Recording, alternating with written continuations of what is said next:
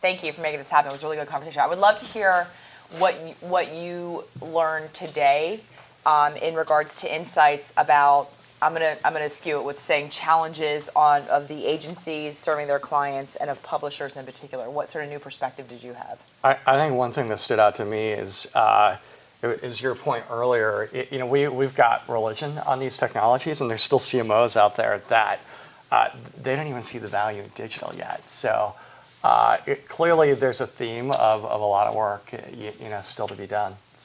So I'm curious as to. Would your arsenal change? Would the tools with which you're arming yourselves or sort of that you're making available to your clients, has that prioritization changed as a result of kind of getting some pretty candid perspective on everybody today? I don't think so. I think we've, from the genesis of the analytics company, we've always been about making sure people know exactly what they're buying, who they're reaching, and how it's performing. And what I heard today is those are still the key challenges in making it easier to do. So how would a digital, online campaign rating, but how would a digital GRP change how you do business? I think right now there's a lot of selection criteria when you buy digital. There's inventory and ad units and sites and audience and I think a digital GRP. You would pick a day part. You would pick kind of a quality of inventory like you do on TV. You get to pick the network.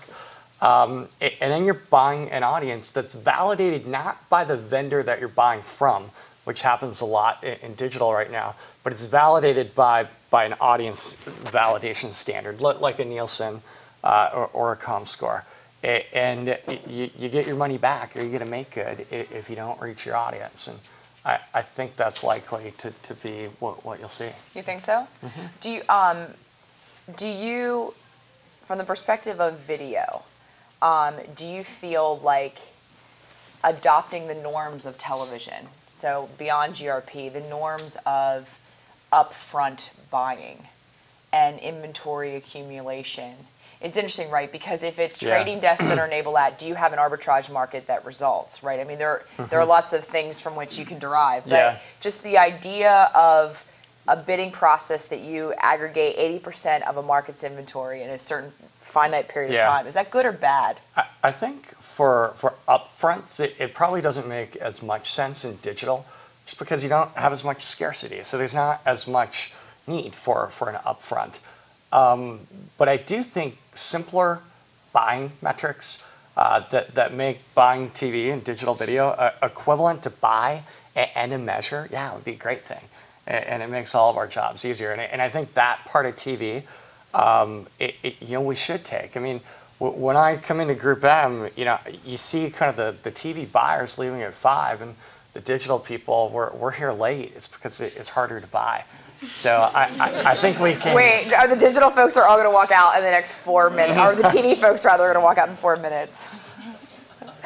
So Brett and I were actually talking briefly over the break, and we agreed that there needs to be, one of the biggest problems I think in digital is, and if you're a digital native, right, this is kind of what you live and breathe, but there needs just general with how rapidly the space is changing now, because it feels like it's changing more rapidly than ever.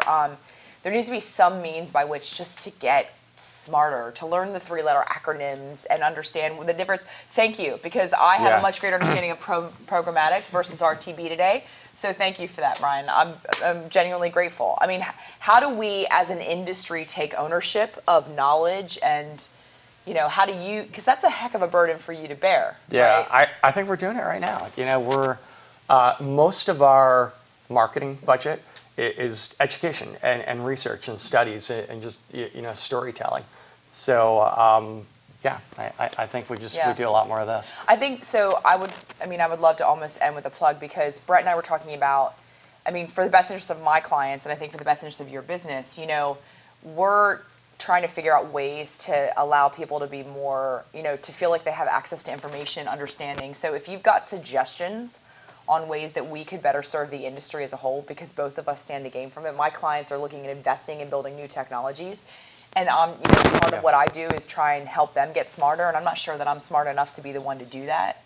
So I think that would be a great feedback loop, is afterwards, help us do a better service to the industry overall. Absolutely. Agreed.